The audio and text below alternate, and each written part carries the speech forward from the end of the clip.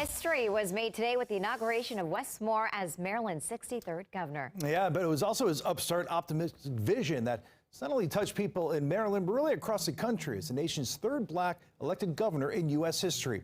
Our political and government reporter Leonard N. Fleming spoke exclusively to several government luminaries today who attended the inauguration. Yeah, and Leonard, these people came away impressed with Moore and his vision. Yes, indeed, and good evening. This was a speech received well by many here, and they are definitely pleased at the approach Wes Moore had to moving the state forward, but it also reached across the political island divide to bring people together to solve problems. We saw history today. It's a moment that was too long in the making, but we have the right man at the right time. This is a great opportunity, I think, for this state. Former Attorney General Eric Holder in the President Barack Obama administration had high praise for Wes Moore, Maryland's new and ambitious governor. Moore's vision of equity was impressive to Holder. We can have a safe society that is also a just one. He's a person who is experienced. He's a person of vision. I think that Maryland has done the right thing. The inauguration of Maryland's first black governor was a who's who of national politics and influence.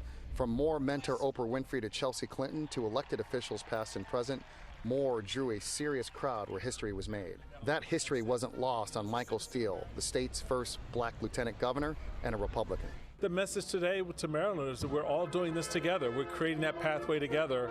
And I thought it was a very, very sound and solid approach to how he's going to govern, because it's going to take some work. Despite their party differences, Steele wants him to be successful. As I said to him at one point, we were talking after he got elected, I said, as a citizen of Maryland, your success is our success. U.S. Representative Kwesi Mfume of Maryland sees significant history and a governor in Moore who can build bridges. For a race of people who have suffered, endured and survived 2 centuries of slavery, oppression, deprivation, degradation, denial, and disprivilege.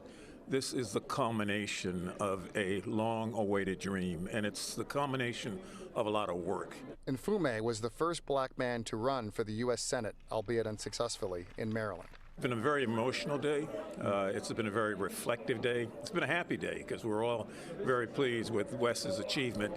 And when I walk the streets here in Annapolis today and talk to people, everybody shares in this victory. Even Republicans, there's a lot of hope here and a buoyancy that this administration will do great things.